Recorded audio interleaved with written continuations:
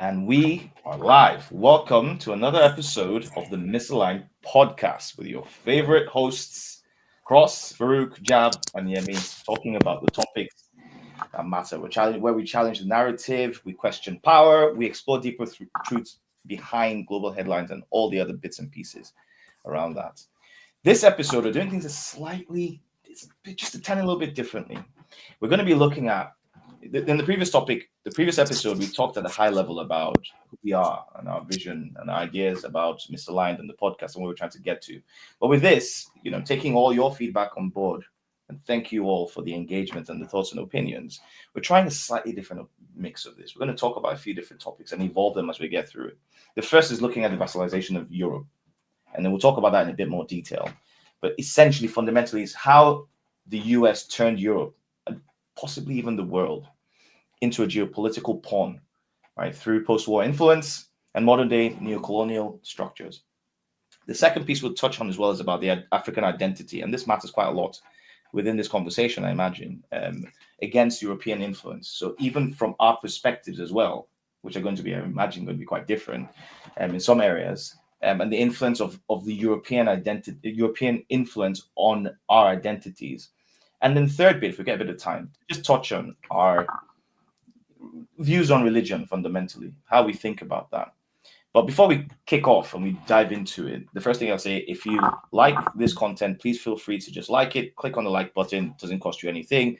Great. Click on subscribe. Hit the notification bell so you get the notification whenever we go live or we drop a new video or any new content comes on the channel. And with that, let's just pull Farouk into it. Fantastic timing.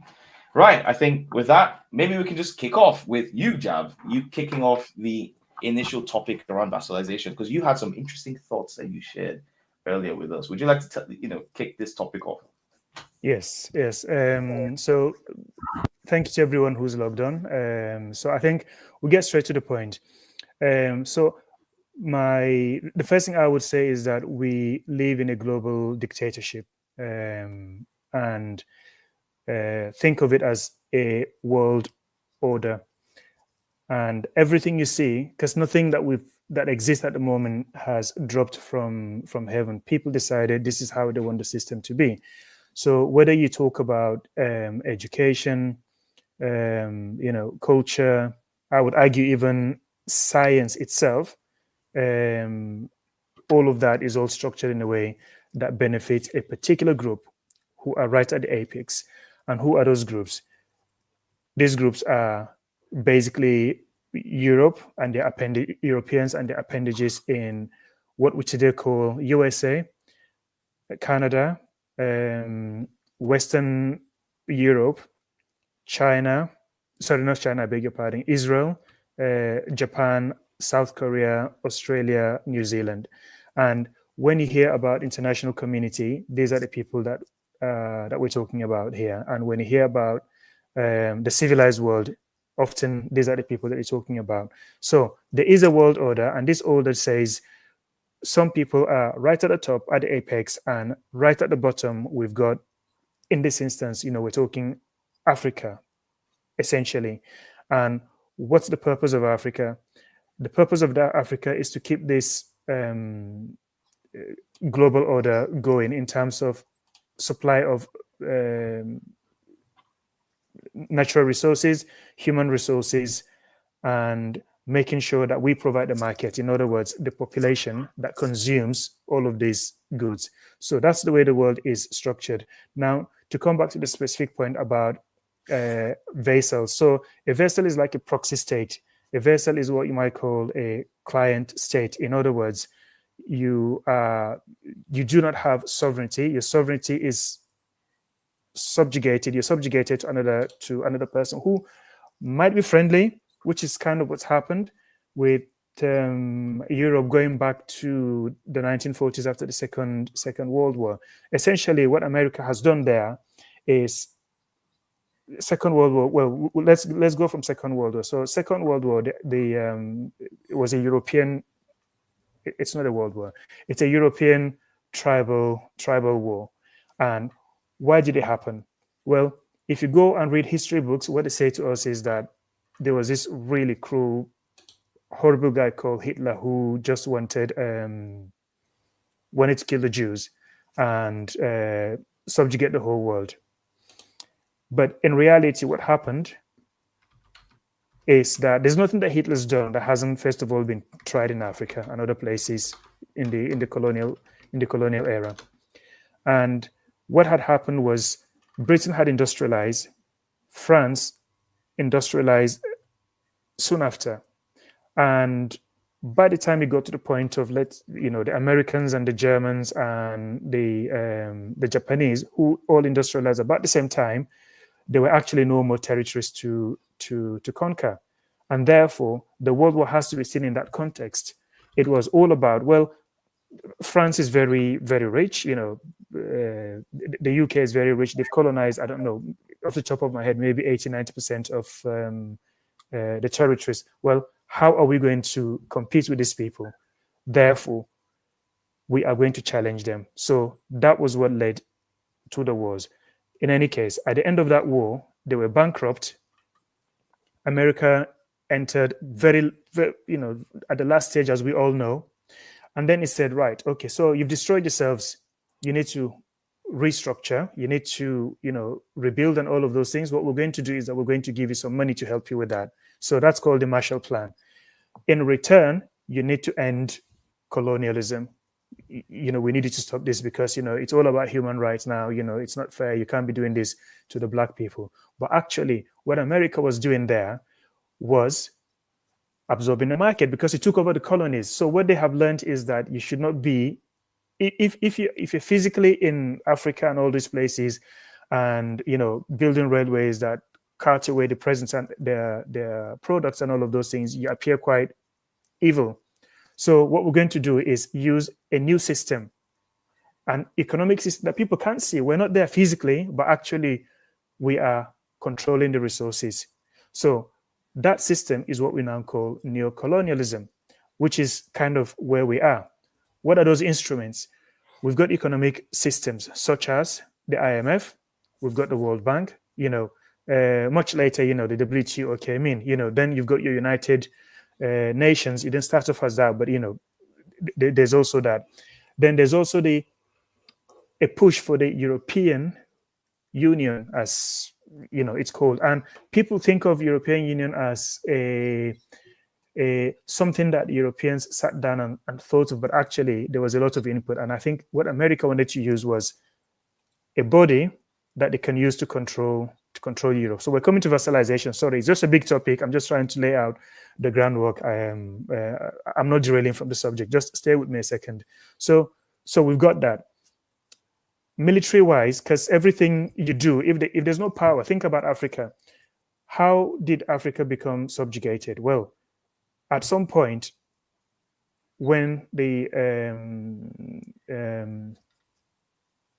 Industrial Revolution happened, the biggest and most significant change was the fact that weapons became mechanized. And so people were no longer, so Africans were still coming with their sophisticated, bows and arrows and, armories and all that kind of stuff. But suddenly, there's a machine gun pointing at you. It wasn't called machine gun. There was a name for it. I can't remember. But so anyway, so you need the military. Therefore, this is a point of NATO. NATO is then there to safeguard. Well, we'll do diplomacy. We'll do all our economic systems. But, if we get leaders who refuse to abide, well, we'll take you out. And that's the point of NATO. It's the point of the 850 military bases that America has. So the vassalization of Europe didn't start today. It started at the end of Second World War. This is where I'm going with it. And America became the head of this, think of a hegemon, it became the head of this entity called the capitalist system, and they will use that to structure the whole world. So there's nowhere, if you want to understand how this world is, you have to understand European history. And when I talk about European history, I am also talking about the US and all their satellites in the places that I have mentioned, because all of these people started off from Europe. So that's when the vassalization started. And Kissinger famously said that to be a friend of America is dangerous, but to be an enemy is dangerous, but to be an enemy is sorry A friend is to fatal. be an enemy is dangerous, yes, but to be a Friend is friend is fatal. So I think that essentially this is where we are. I think that a lot of things have happened, which we're going to explore, which has put America in the position at the moment where its choices, it's no longer party as before. So the easiest people to cannibalize are the European vassals. So that I think is where we are at the moment. Before I I'm, even I'm, hand I'm this going to have on, to stop and let others. Yes, go on. that's fine. Before I even hand this on, I'm going to challenge you on this a little bit, Sure. because from if you look at the history of the world, it's very easy to automatically look at countries, regions, groupings, kingdoms, etc., whatever you want to call them, and then focus on them having power. But my perspective is a bit different. I think power stems from two things, really.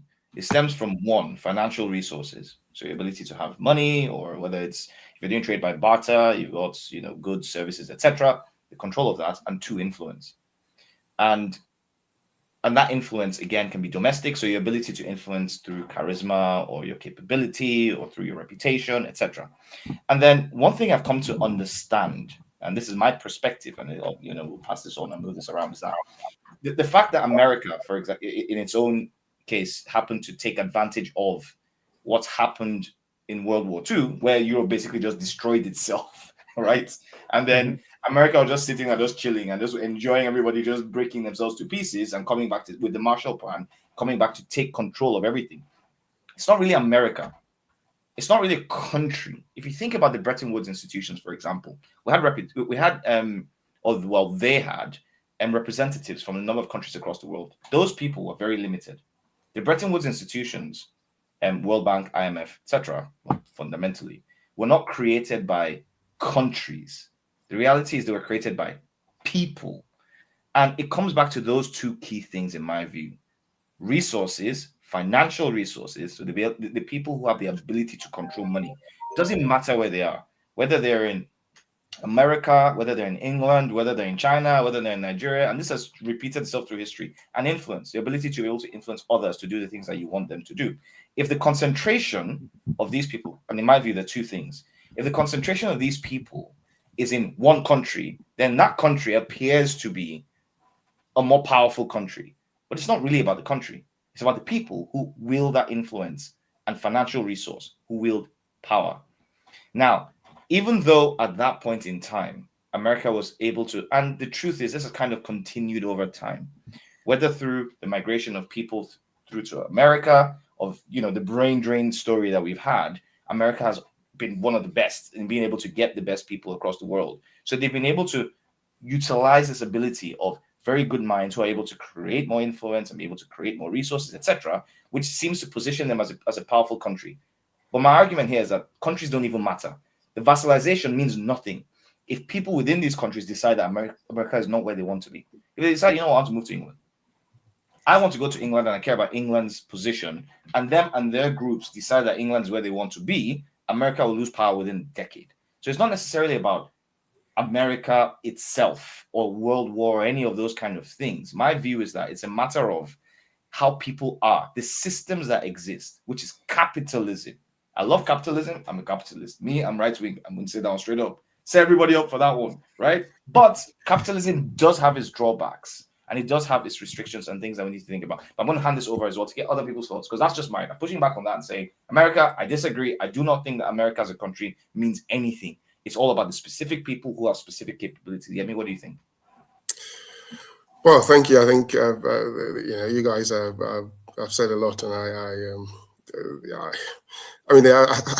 I think my take on issues like this is it depends on perspective. So you'd find when we have these conversations, I tend to avoid.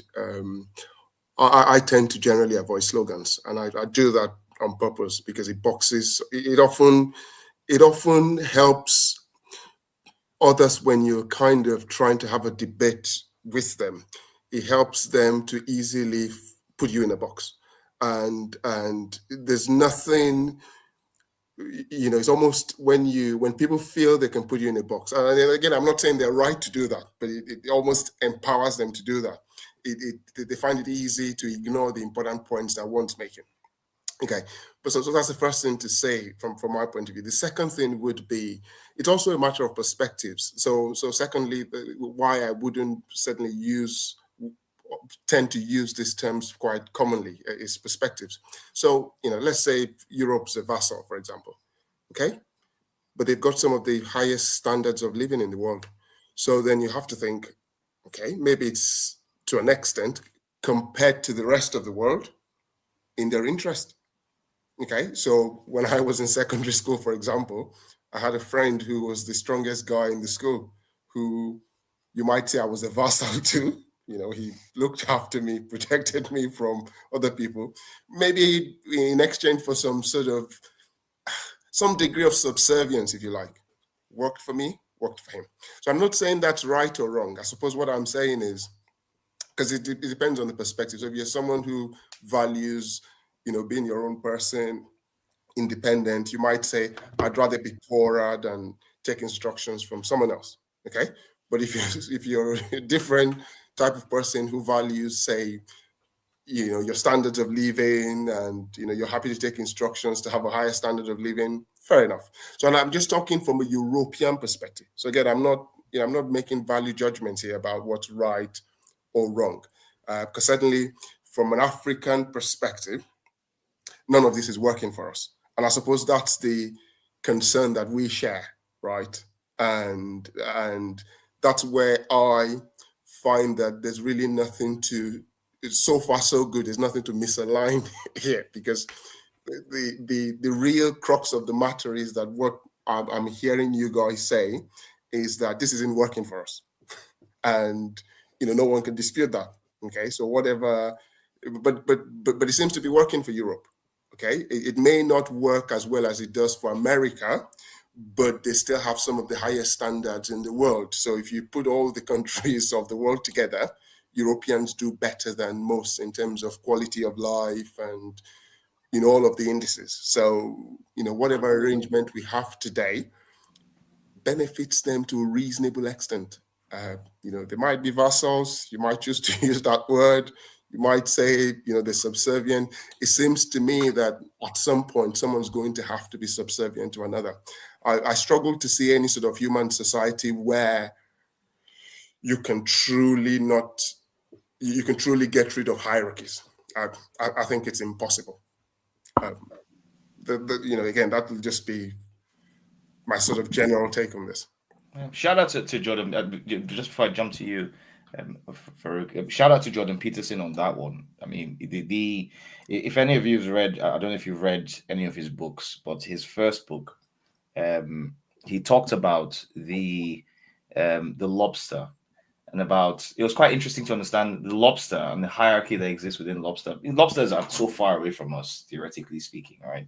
But they exhibit the exact same sense of hierarchical structure that we do as humans, and they're hundreds of millions of years old.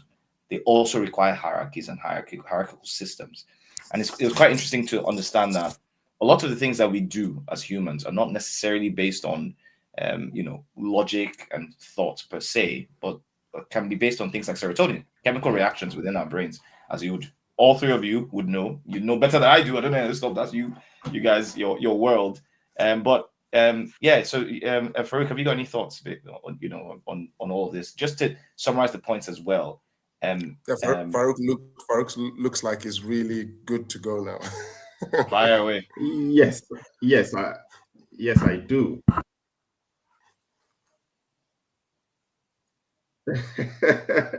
Thank you, guys, and thank you, everyone, for joining us. Listening to Ijabla, he's explained why Europe is the way it is today, and how events during the Second World War, the Marshall Plan, has set it up to be preyed on by America today, as it were. Yemi's take on it, if I'm right, is a pragmatic one, if I may say. It's the way the world works. it's not working for us. So my take, if you all allow me, is to then look at this from the perspective of a Nigerian, of an African, and if that's the way the world works, what's changing, what's evolving, and what are our opportunities. So first, I'd like to point about what the landscape is, what I believe is happening, what the trends are. I will then talk about it from a Nigerian and African perspective in terms of, from a very realistic perspective, given all that's happening. So what's geopolitics, if I may start? It's really about using your geography, your history, your attributes like your friends, just like Yemi says, your relationships with the strongest guy, the richest guy. So your location, your history, your relationships, it's about leveraging all of them to further your interest economically, security-wise, and otherwise. So that's all it is about. And when we look at the world today, what's happening? What's the landscape? Clearly, none of us have missed the rise of China. The fragmentation of the West. A lot of people talk about the decline of the West, and I'm very careful about it. I would see it more as a relative decline, in the sense that others are rising, and that's how I perceive it realistically. Countries like Turkey are re-emerging. Countries like the UAE are becoming more assertive. I read recently that in the last year, small UAE investor in Africa, what are they buying? What influence are they buying with that money? They've been alleged to be behind conflicts in the Sudan, in the Congo, gold mining in Ghana. So that's the evolving landscape. A belligerent Iran in West Asia, a more assertive Russia in Eurasia, rising tensions in the South China Sea. So that's the landscape. That's what's happening. We now exist in a multipolar world. The world that existed after the fall of the USSR, where we had the unipolar moment with the USA-led Western alliance as the sole hegemon, leveraging their power, their geography, their text to control of us. That world is gone. There is emergent multipolarity, and that's clear. And again, like Yemi, I'm not making a value judgment. I don't want to do that for today. I'm in the schoolyard. We seem to be losing you a little bit. I have to think about my attributes, my strengths, my weaknesses, my potentials. When I allied with people that protect me on the playground. So,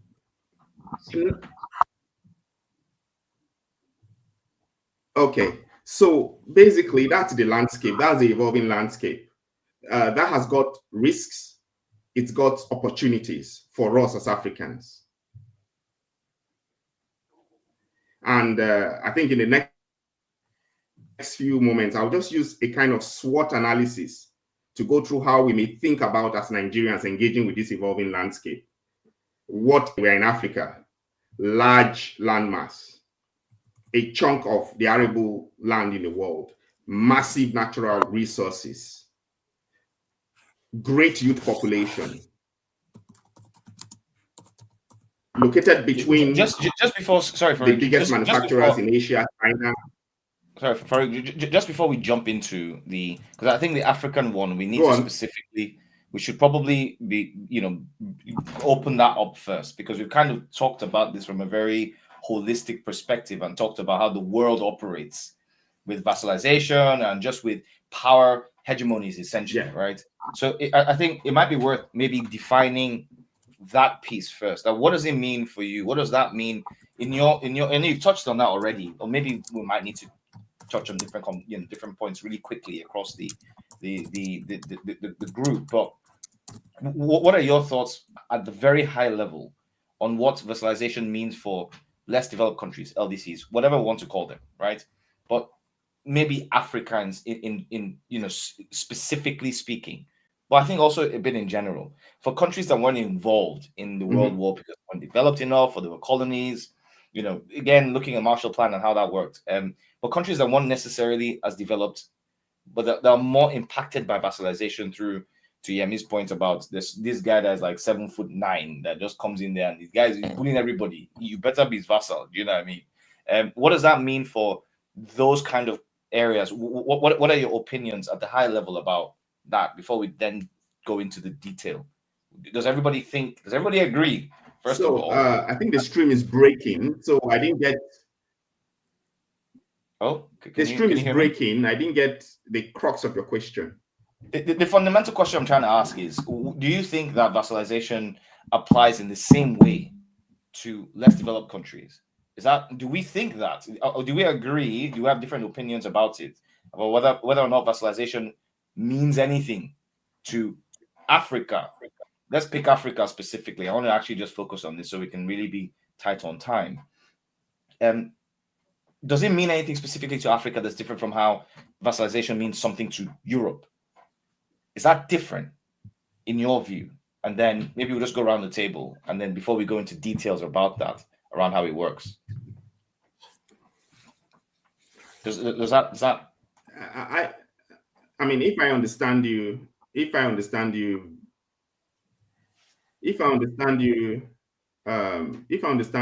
well, can you hear me?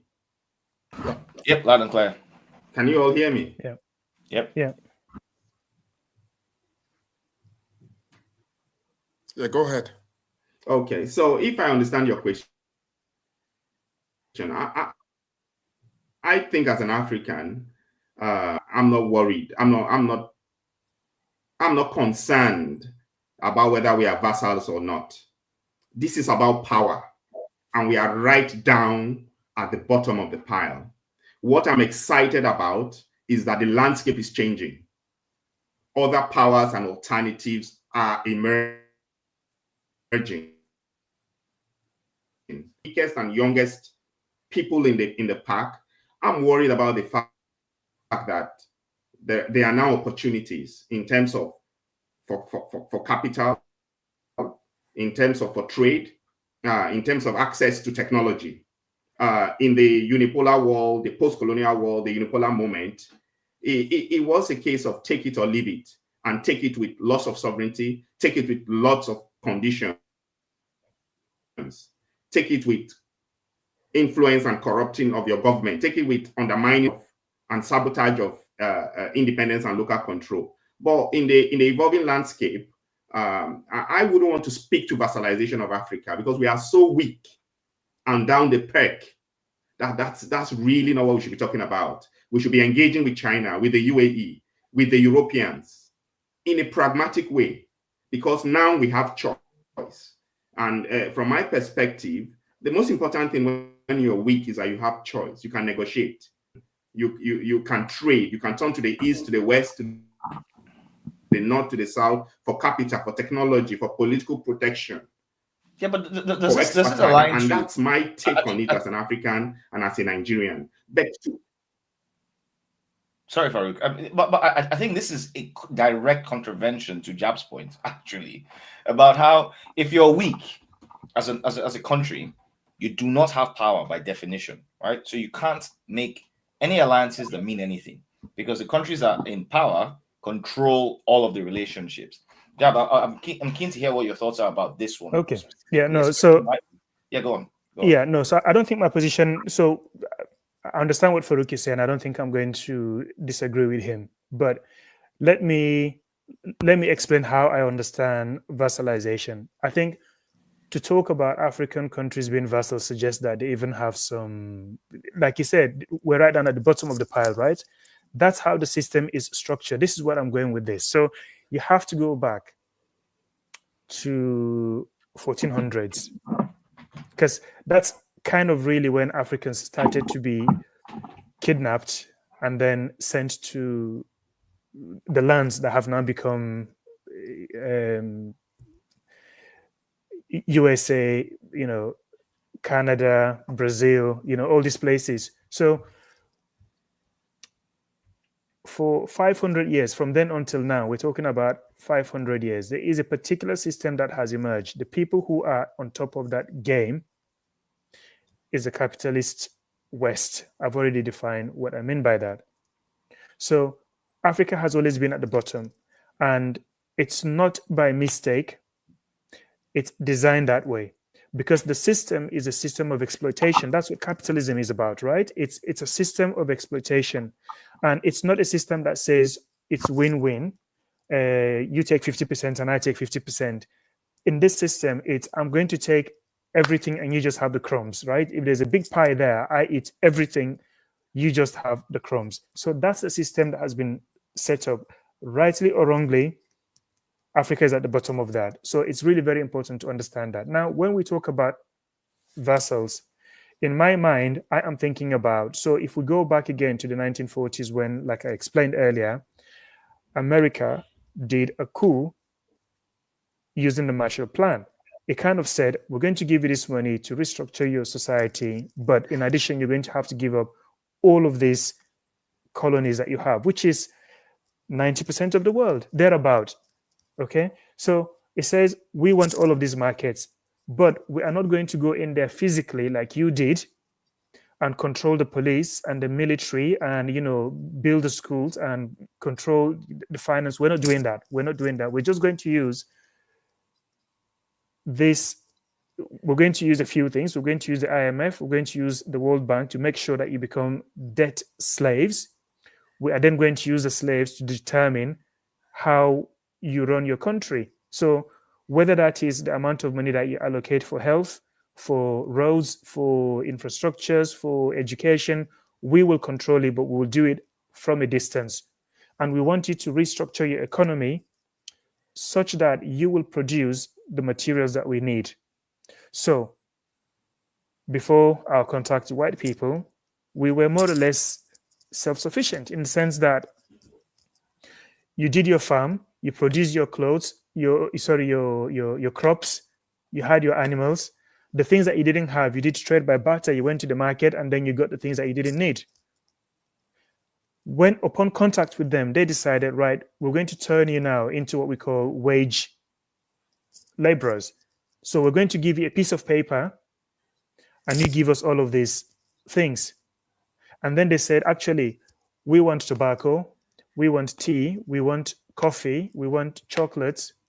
So instead of farming grain and yam and maize and sweet corn and all the things that are going to feed you, we want you to plant rubber. So we do all that. So then you get a piece of paper and now you've got rubber.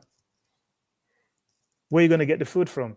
So now you have to go and start to buy food from outside, right? So we've moved suddenly in a short space of time from food sovereignty or food sufficiency to being dependent on people. And so then you get handouts because that's how the aid thing also happens, right? So we're going to give you some money to help you to plant more rubber, more cash crops, more, ABC. So that is a system that has been structured. It's not by mistake.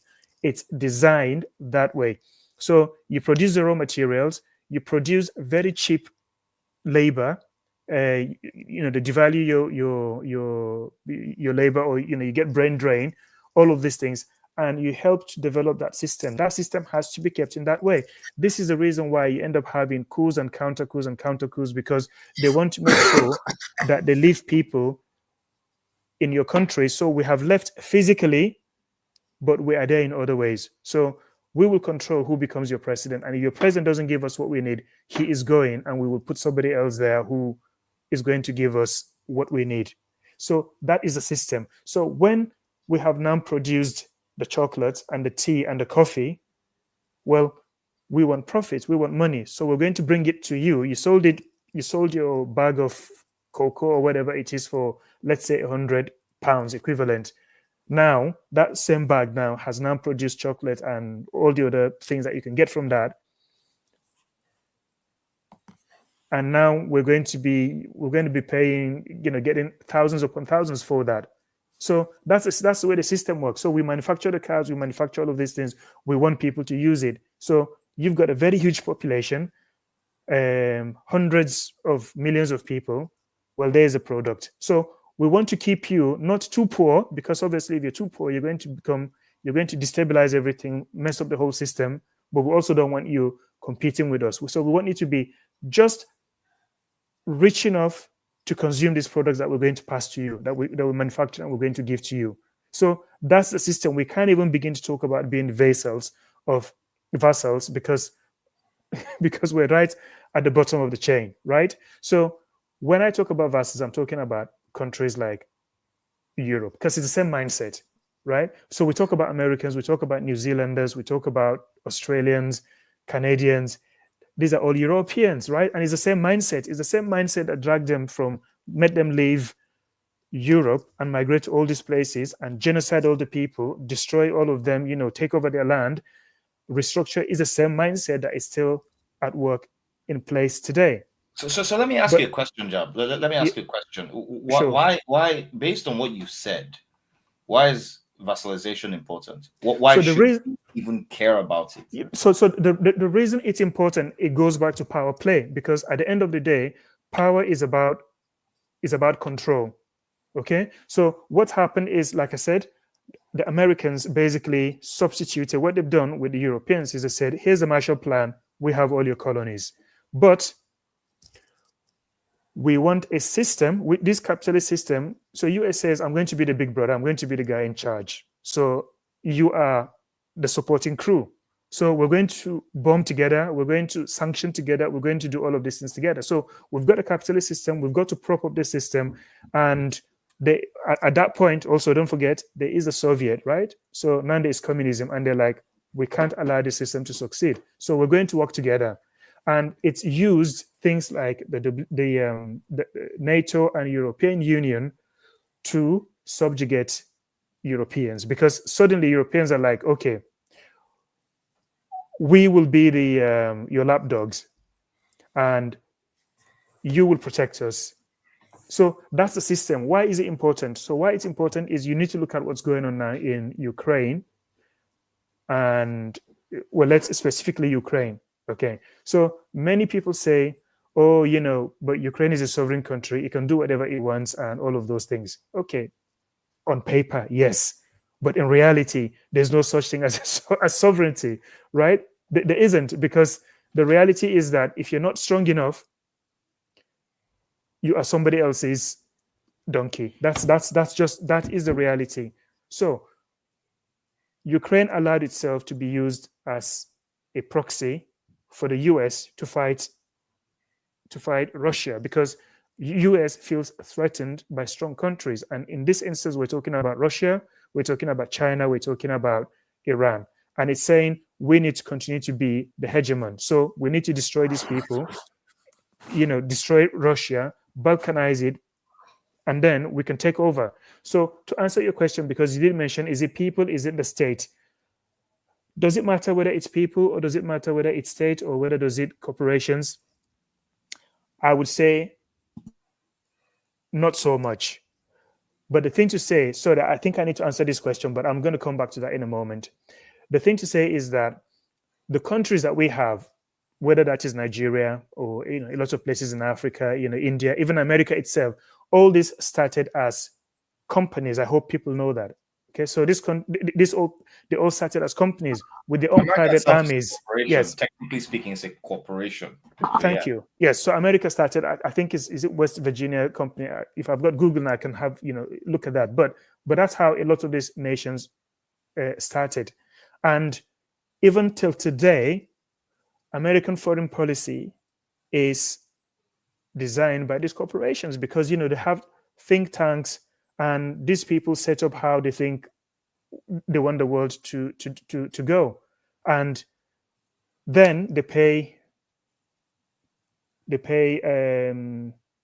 lobbyists. Okay, so I mean, again, this is power, because power says, okay, well, we can't call this corruption, we're just going to call it lobbying. So you can go there and spend money, and then rubber stamp your all these bills and all that kind of business. So that's just the way the system works. That's just how the system works. So when I talk about vassalization, to just round up and let other people speak, in the sense, in the case of US, what they've done is that they have I think I'm going to say willingly. They have willingly said to America, right? Okay, so you provide all the security. You be the big guy, and we will just tag on, because we've lost all these empires now. We are weak and all that, but we'll do everything together. And that was the case up to the point now where US is now getting seriously challenged, and as a result of that, what it's now doing is that it's suddenly saying to Ukraine, actually, this fight with Russia, rightly or wrongly, is no longer in our interest. We're going to end it. So to the people who say, oh, this war was never a proxy war, it's all about sovereignty and all that kind of business. Well, there's your evidence. Trump just says, right, America and Russia are going to sit down. We're not interested in all these middlemen like Europe and Ukraine. This is what we're going to do, and sit down and decide where we go from here, which is what's happened. So that is what makes me call them vassals. A lot of these European countries are still militarily occupied by America. Germany, not Taiwan, South Korea, Japan, all of these places. So there you go. Let's talk about now then, and maybe I'll hand this one over to Yemi to give his own thoughts about it. So, what does vassalization mean in today's current world? I mean, we know about the Marshall Plan. We know the implications of what the Marshall Plan was. Funding was sent out to Europe, which was struggling post World War II, and it was a very difficult time. And then the US was able to direct policy, directly or indirectly, to determine what was acceptable and what wasn't. Fundamentally reshape the entire European community to focus on US policy. This also applied in other areas. So Japan or Asian countries are all affected, and just generally across the world. Now, it's interesting to understand, what do we think the implications are. You touched on that right now a little bit, Jab. And I want to. I'm not going to really focus on that a lot, but I want to hear your thoughts, Yemi, around, does vassalization have any meaning right now? Is that a challenge? Is that a problem? What do we think about it in the current context of today's geopolitical climate? Not to repeat points that Jab's gone over extensively, but are you aligned? Wow. So, well, to an extent, but I've kind of dropped my thoughts on this. So again, I think the importance of this conversation to an African, certainly from my point of view, is apart from the academic nature of it. I think I may have lost everyone now, haven't I? Right. Okay. We would be that, and that's the point that Jabs made, that you've got America at the top of the tree, and then you've got all these countries that in many ways align with them. Okay. And so what that means is that their influence is a lot stronger. Okay. They've got countries that are in their own right ordinarily would be extremely powerful, almost being used by them to achieve some sort of collective goal that America heads. Okay. And so that has implications for us Africans, because if we were up against one of these countries, it would have been bad enough, right? If you're up against this group of extremely powerful in their own rights, who then kind of get themselves into a hierarchy where even powerful countries become somewhat subservient to the most powerful one, but against everyone else who's weak. That's the big fight on our hands. Okay. And that's how I view it. But in terms of vassalization from a European point of view, because I often hear people make snide comments about Germany, and I'd say, wouldn't you swap places with Germany? So we've got Nigeria today. If let's take all the morals out of it, okay? I'm not saying we should go take people's lands and subjugate people or take their resources. I'm just saying, wouldn't you swap Germany for Nigeria? Wouldn't you want Nigerian children to have the opportunities that German children have today? If what it takes to achieve that is to be Ghana's vassal, so be it. Do you see what I mean? So I'm not. I think these words, once you begin to put value into them, it kind of becomes something else. But if what we're concerned about is human beings thriving, children having food to eat, and being able to have access to education. At the end of the day, it doesn't matter who's the boss. If it works for you that X is the boss and you can have all these things and your children can go to school and you've got security, then that's fine. And that's how I can understand why the Europeans put up with this. Okay, so and that's their own point of view. But from an African point of view, it isn't working for us. So I do agree to that extent that something needs to change. But more than a comment now, I actually have a question for the other panelists, because I think we've talked a lot about what the problem is and what the structure is. And my challenge is, what's the solution? Because this is, I suppose, I suspect our listeners would want to, I don't even agree there's a problem. I'm sorry, I don't agree there's a problem. I have a take here, and I like the way you phrased the problem. And my take is that we should approach the world as it is. We should take the opportunities of the evolving landscape. For the first time since the post-colonial era, as Africans, we have choice. When IBB was president of Nigeria, we needed loans for railway. If we needed loans for railway, for airports, for roads, we'd have to go to the IMF. We'd have to go to the World Bank. We'll seek expensive bilateral loans. And that will come with onerous conditions that undermine our sovereignty. So if I existed in a world and my reality was that Yemi was the only source of capital, of technology, of military support, of equipment, and a market for my commodities, Yemi will dictate. I'll be a vassal to Yemi. But the world we exist in now has got Cross, Yemi, and Jab as the weakest link in the room. That I must sense that opportunity. I must take it. I must negotiate and bargain with China, with Turkey, with a fragmented West, with the EU, with Japan, with Australia. So the solution, one, is to engage pragmatically with the world as it is. Two, if the strongest people in the world, as Yemi has said, are coming together to buy more influence, then it beckons on us as the weakest people to come together to negotiate. We must engage with BRICS. Initiatives like the Africa Continental Free Trade Agreement must be engaged with, strengthened. Institutions like the Africa Energy Bank, the African Export-Import Bank, the Agric Bank that Adewumi leads, must be strengthened. It's common sense. If Europeans, who, as Yemi say, and I agree, are on their own having to band together to even be stronger and have more influence, what are we as Africans working on by ourselves and fighting each other and not further integrating? So, one, engage. Two, negotiate. Three, integrate as Africans, as the global South. Four, leverage our youth population. Adaptable, highly adaptable. Leverage the digital economy, leverage technology. Countries like Kenya, Nigeria lead in mobile banking. And that's all down to technology. We don't need to go through the phases Europe went through. We should leverage today's opportunities. AI is coming on stream. We should use it. So those are the opportunities that the current world and the landscape offer us. And those are things we must and we should engage with.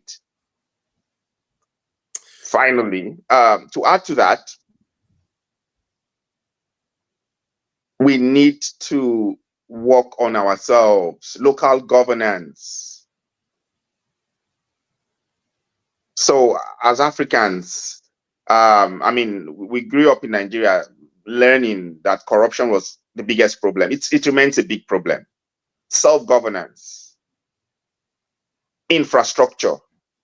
So that's coming back to the basics.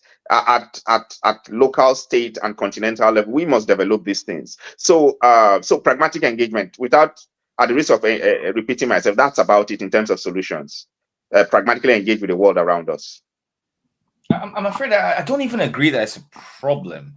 I mean, I'm kind of on Yemi's initial thought that he went down at the start. I had a slightly different view, but I'm changing my opinion now. In that it's like, well, being a vassal and the vassalization of Nigeria, Africa, or any country or continent that isn't as developed or doesn't have the same kind of socio-economic, socio-political, socio-cultural systems as the West to develop to the way that they want it to be, this is necessarily a problem. And I'll tell you why. There's two things that I'm looking at with this. The first thing is that, well, I do not believe that countries control vassalization. I believe people do. I believe the power is concentrated in a very small number of hands. We've seen that already in America. The policy shift between Joe Biden and Donald Trump is incredible. It's just one person coming in and completely changing the entire relationship. The Russian-Ukrainian war is completely shifted because one person changed seats. That's one. The second challenge that we've got as well is that I also think that one of the challenges that we've had in Africa is that we've taken up a culture that was put on us. We didn't want it. We didn't care about it. We had no interest in it whatsoever. In Nigeria, I think we had this conversation before, but I'm going to just put this out there for and whoever's watching and listening to understand this as well. We wear suits in 32-degree heat. Why are you wearing a suit, a tie, and a jacket? That is madness. But that madness is normal because we have normalized external cultures.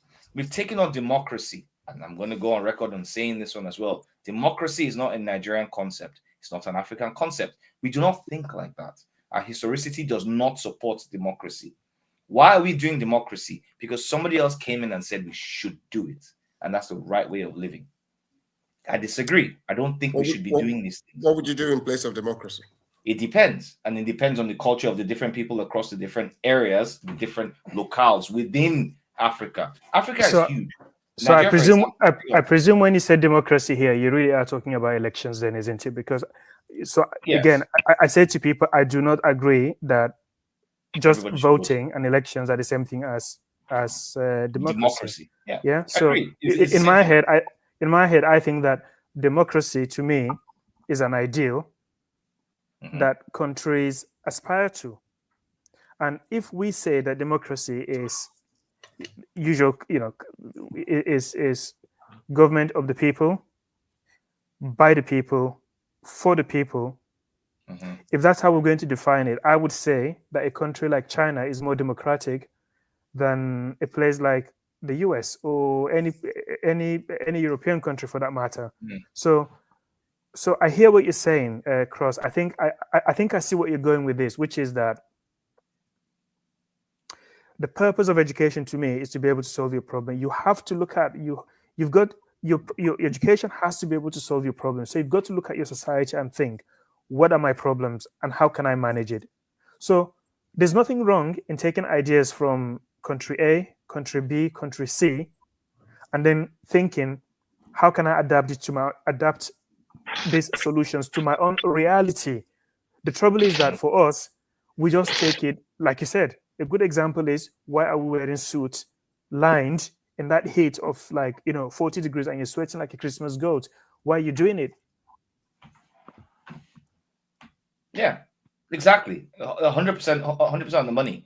And I think this goes back to the fundamentals that around this question that we're talking about vassalization. And a lot of, the creation of vassalization very often, to be honest, is voluntary. People naturally look for hierarchies. We're going back to the first part of the conversation, where humans are like lobsters, where we require hierarchies generally. And there's some that are going to be more competent than others at providing leadership, vision, and direction. That's just what it is. And then we tend to focus on those. Now, in some cases, these people could be in different countries, different continents. They could be within the same society, etc. It doesn't really matter. And this is where I'm saying vassalization means nothing. This is my opinion about that. That it doesn't mean anything. Because it's all about let me misalign. Just for you land. Okay. let me just land this plane there without Okay, flipping and that's crashing fine. this plane. You know, but vassalization in itself means nothing. All that matters is competence, financial resources, and power, which are reduced initially just to influence and financial resources, but it is really competence, financial resources, and power. The ability to make change. It doesn't matter where that comes from. It affects the whole world. The more you have competence, financial resources, and power, the greater your reach and your ability to make a change and a difference across the world. It spreads to the point where you have Elon Musk thinking about sending in life thing to Mars, where they're going to start off and build a new colony on Mars, because he's been able to create that level of influence, power, and financial control. And It's a cross, very important thing that is very easy. they won't give you visa to Mars, will they? But he's going to be the one that's going to be issuing the visa, isn't it? He's going to be the guy that's going to have the visa. He's going to embassy in the Martian embassy. You know what I mean? Because he's created that. And it doesn't matter whether it came from South Africa and it's now American. It means nothing. All that really matters at the end of the day is that he had what was required. And then he happened to be in the country that gave him the resources. If he moves somewhere else, it changes. And this is the important thing for me. The vassalization changes every day. There's no such thing as vassalization. What matters is the ability and competence of those people in power and the locations that they choose. This is important, that they choose to reside. Okay, A lot of people choose to reside in the US because let me capitalism respond to works that. for them.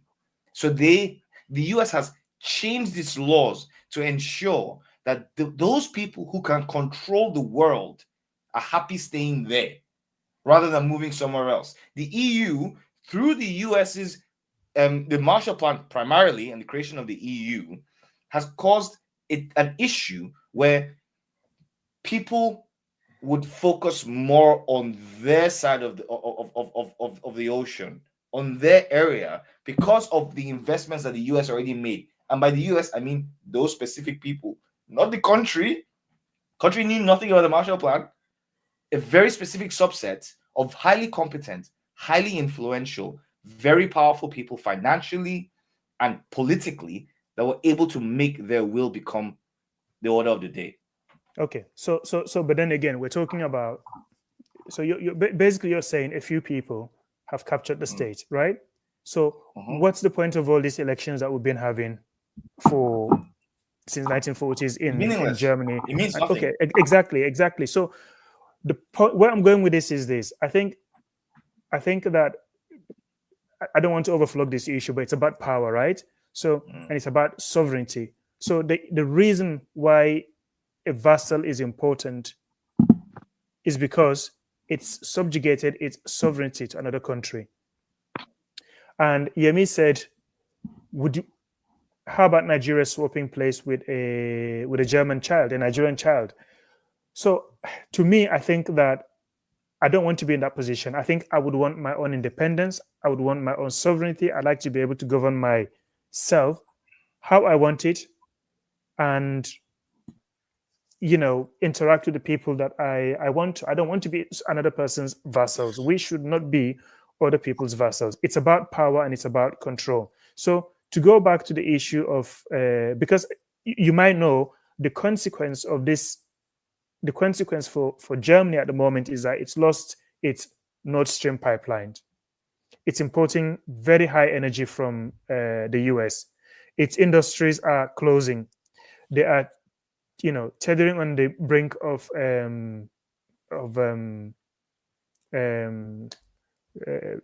economic meltdown. So there's so many things. There's a lot of upheaval in the country.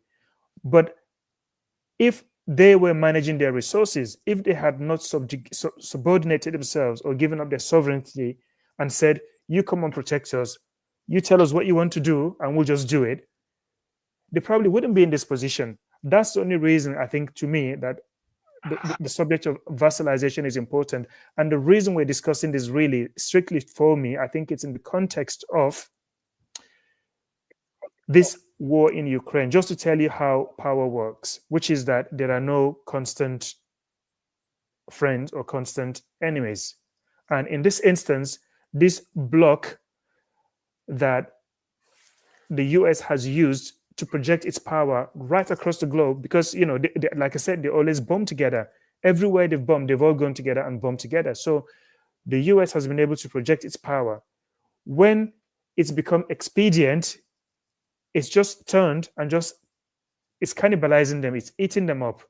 And it's like, well, I don't care if your economy collapses now, we're going to put this amount of tariffs on you. Ijabla, Yes. Jab. I think we spoke to this the last time we went out for a drink in Manchester. And the specific point I made was that China has shown us a proof of concept that we can follow to develop. Yes. So on one hand, at the end of one spectrum, I agree with you. I want my independence. I want my standards. I want my values. I want to live on my own terms.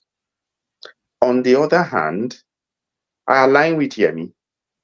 When you are weak and you've got no power, the objective certainly has to be survival. To feed your kids first, I'm afraid. Yeah. So that has to be the objective. You've got to feed them first before. If Africa were in the position of China or Russia, I would say give it a go.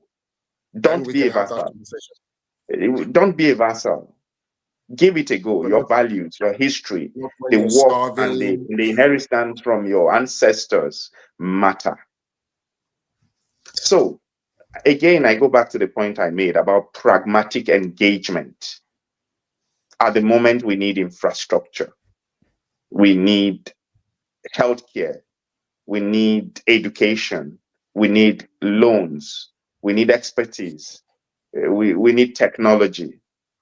We need to develop our human capital. We have some of the youngest population on earth.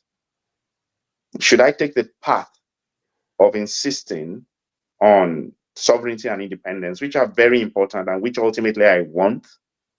Or should I take the path China took of human capital development, efficient self-governance, hard work, building wealth, engaging with the world?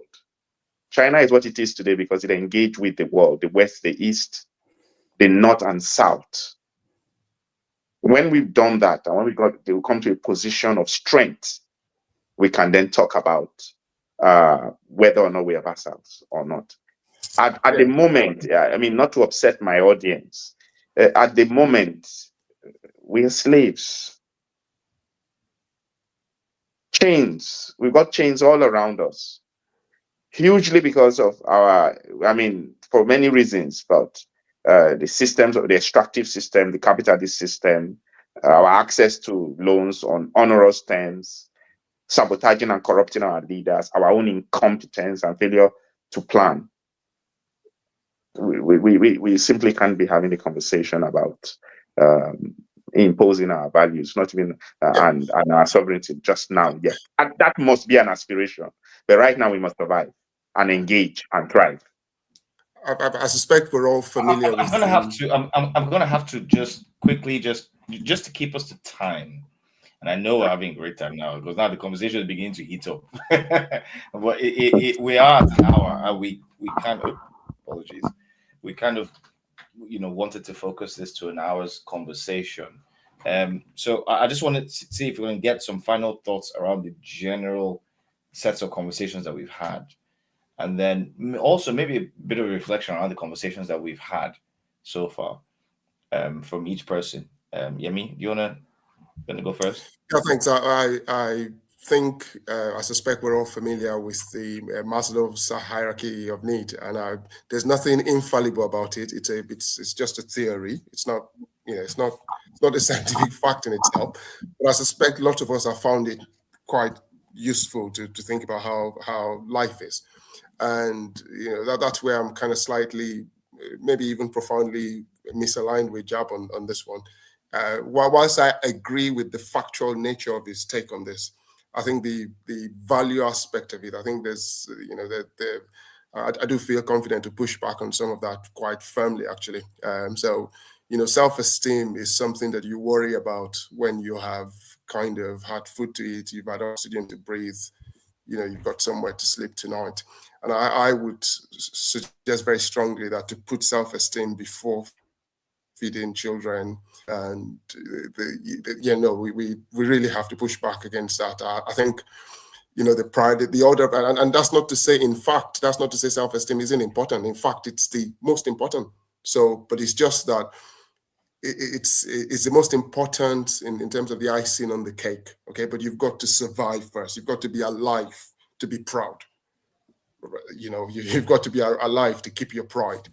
And so this is my attitude to geopolitics, to war, so if being a vassal of Ghana, for example, makes Nigeria better for the short term, okay? I'm not talking about a 200-year plan here. For the short term, I'll take it in a jiffy. When we get to that bridge, then we'll cross it. Do you see what I mean? Because you can always push for more. Once you're able to meet your basic needs, then you push for more. And that's how I kind of look at this, which is why, to an extent, I'm with Cross on this, that, the question of vassalization is an interesting one. And, the descriptions I've been given, they're factual, but as we've had on discussions on other forums, there's facts.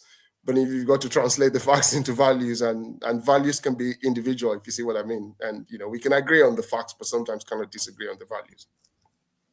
Yeah. And I think the other part is the second part of that one is just really your, you based on, because we met, had a good day out, had conversations, and we said, listen, look, these conversations we're having are quite interesting conversations, and we want other people to share, share these conversations with us. Have you enjoyed, or what's your experience? Maybe you haven't even enjoyed it. You know what? I'm tired of these people say, if I do want to even see them again. You know what I mean? How has it been as well for you having these conversations online? Sorry, was that a question for me? Oh, can you hear me?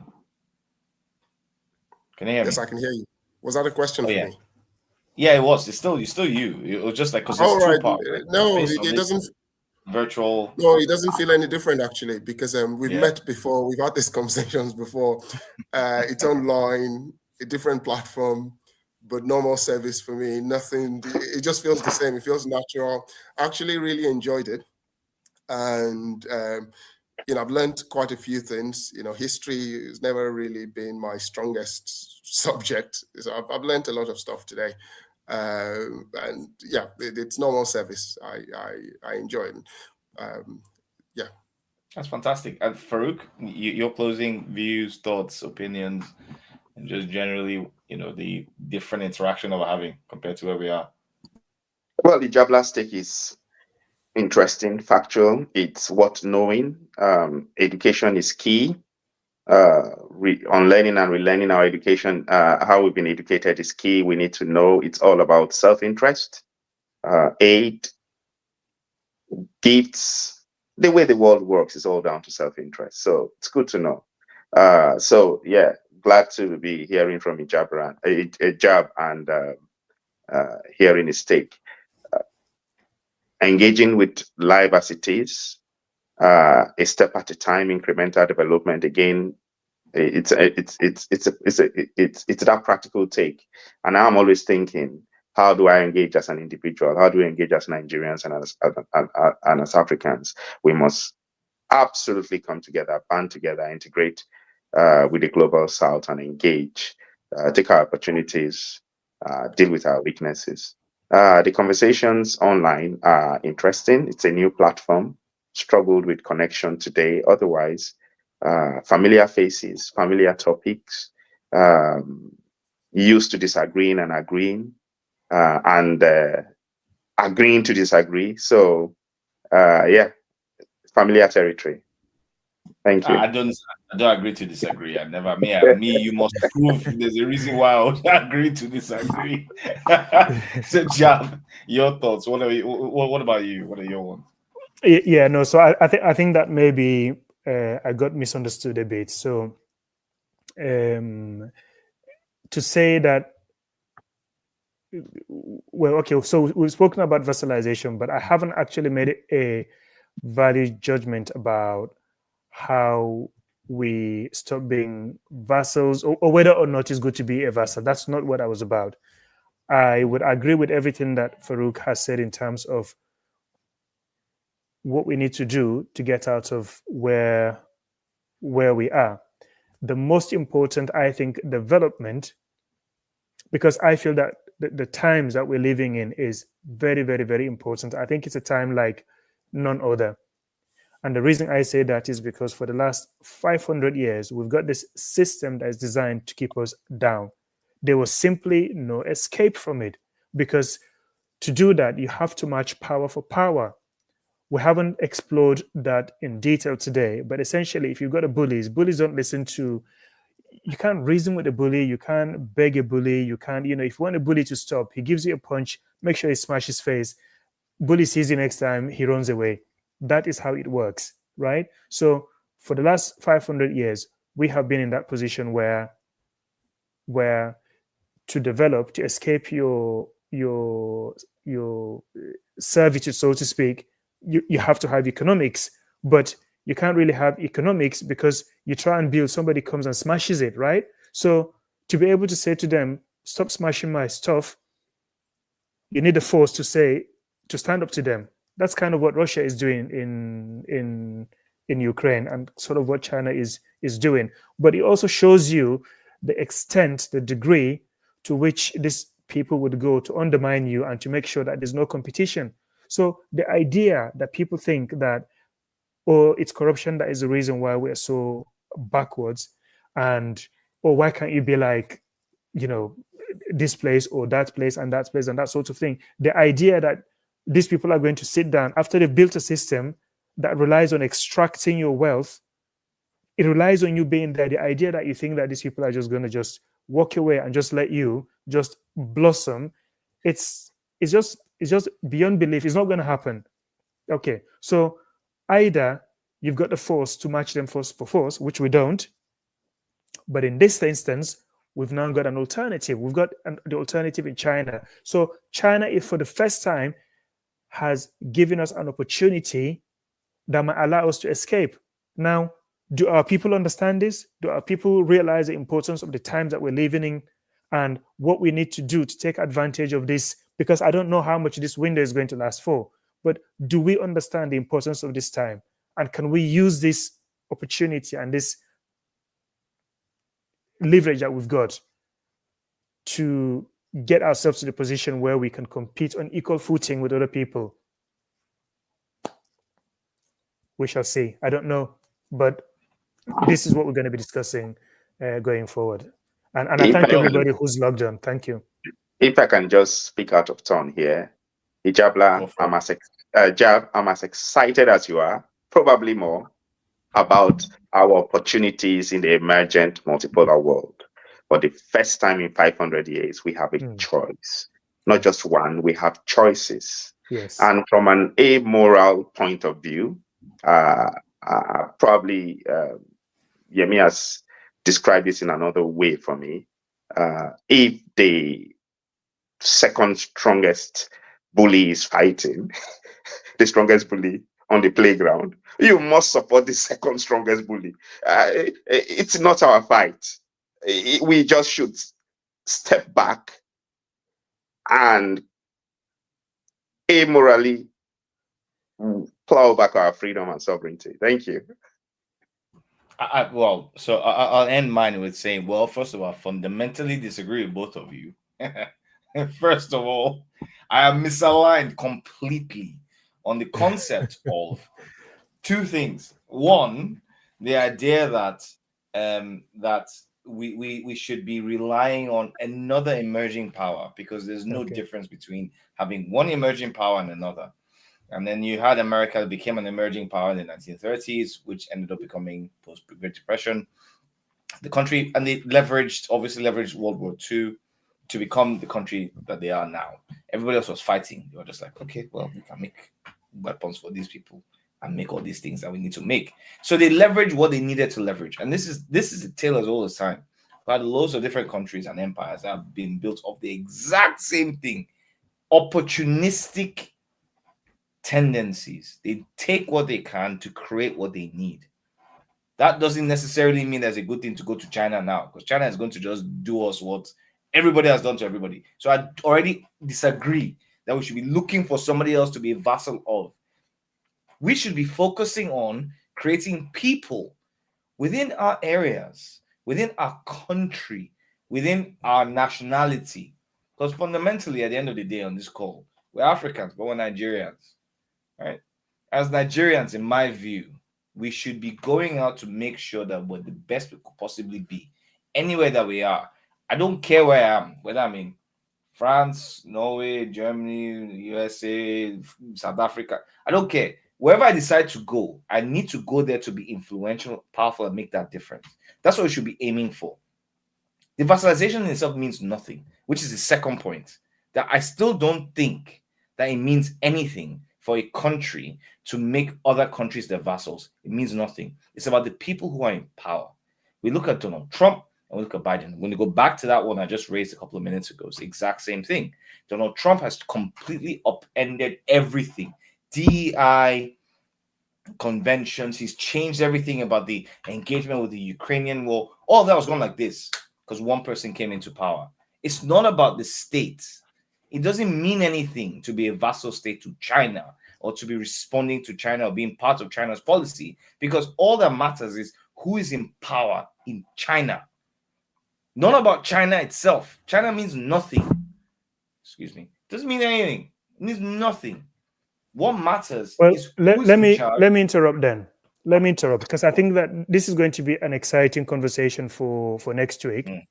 But yes, just to give you an idea of what I'm thinking, I do disagree with you. I do disagree with you in the sense that, we shouldn't be looking. So first of all, I think that China has a different mindset and different philosophy. That's one.